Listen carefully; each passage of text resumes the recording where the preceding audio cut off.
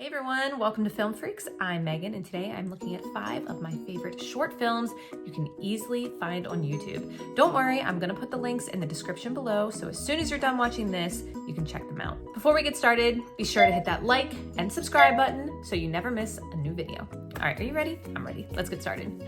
First up, Ape. Travis Walker sits down to eat dinner with his parents. A woman in a red dress sits quietly at the opposite end of the table. After a brief, awkward discussion with his mom and dad about his plans for the evening, Travis gets up to leave to go to a party. The woman in red follows after him. When they arrive, the woman asks him repeatedly why he's going and tells him over and over that no one likes him and he doesn't belong there. Once inside, it becomes apparent that only Travis can see this woman. We watch as he tries desperately to overcome his hallucination in order to take control of his life.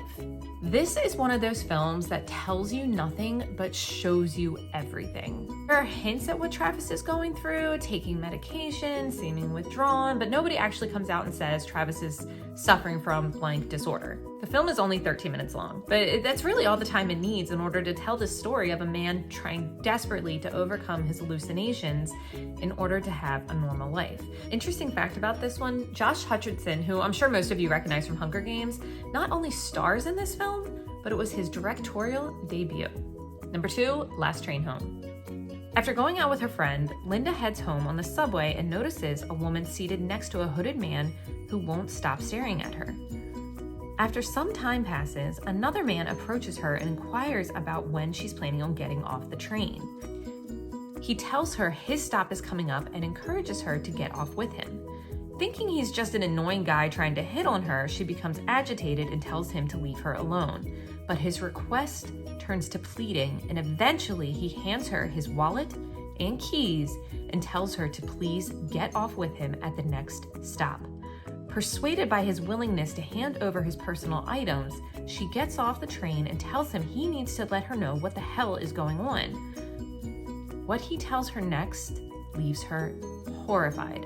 What I really liked about this movie is that it wasn't completely out of the realm of possibility. It's scary because it could happen. I read some of the comments on this one, and a lot of people agreed that it was really refreshing seeing a horror movie that didn't rely on jump scares or supernatural element. I completely agree. Well done on this one. Number 3, keeping with the horror genre, Harry Dorights' Prelude to Hell. Harry Doright, no play on words with that last name, is celebrating his 60th birthday with his wife, son, and daughter. Soon it's announced that he will be a grandfather, and life for Harry is officially perfect. Until moments later, when a demon joins the party and collects the souls of Harry and his family. Harry, struggling to remember why he is destined to go to hell, plays a game with the demon, forcing him to dig into the depths of his mind until the truth finally unfolds. The demon promises that with every truth spoken by Harry, he can save a loved one's soul. But should he lie, the soul will be lost. I say lost, but what I really mean is eaten, because that's what happens. The demon eats the souls. Pretty gross. Right off the bat, I'm gonna let you know this one is scary. Like, oh, that was creepy, but it's over now, so let me just instantly move on with my life scary. No, this was like pretty effing scary. The visual effects are awesome. There are some pretty grotesque images, not Cronenberg level, definitely noteworthy. The story is what really sticks in your mind though. It will have you questioning whether your happiest moment in life could really be the day of reckoning for any sins you may have committed in the past. This film actually won a Screamfest Award in 2009 for Best Short Film, so totally worth a watch. Up next, another award-winning short film, Cautionary Tales. An unusual incident as a child leaves Aaron with a strange facial disfiguration that has plagued him his whole life. He finds empathy and compassion with an unusual group of outsiders. This was so beautifully done, from the soundtrack to the makeup, and I just love that they take childhood cautionary tales, like, you know, if you make a goofy face, it'll get stuck like that, or if you stay in the bath too long, you'll turn into a raisin, your nose growing from lying. And they take these stories and tell them from the perspective of an adult who's been afflicted by them. It's a really unique way of capturing timeless tales we've all grown up with. So side note on this one, I love the song that plays in this movie, and literally just found out it's by a band called Half Moon Run, who I actually saw live. They opened for Incubus when my husband and I saw them a few years back, and when I went to go watch this movie again, I was like, God, I love that band. Who is that? And there you go. I've seen them live, so pretty cool. Okay, back to movies.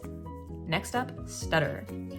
A reclusive topographer suffers from a speech impediment he tries desperately to hide from the world, including his online girlfriend. When she's in town and asks to meet him in person for the first time, although terrified, he agrees, as his fear of losing her is stronger than his fear of her hearing him speak. This movie was so well done. I love that they not only show him struggling to speak through his stutter, they also show his thoughts and how they come to him with such ease. It makes you think how frustrating it must be for someone who can form the words in their mind, but for whatever reason just can't get them out. The movie touches on a topic that I think is rarely discussed, but it does so in a beautiful way. And although, yes, it pulls on your heartstrings and you do wind up feeling sadness for him, at the end, you're left smiling. It's a really feel-good film. All right, those are 5 of my favorite short films you can easily find on YouTube. Even easier than that, I'm going to leave links for them in the description below, so definitely check them out. As always, let me know what you think in the comments, and please, if you want to support my channel, hit that like and subscribe button so you never miss a new video. Bye, film freaks.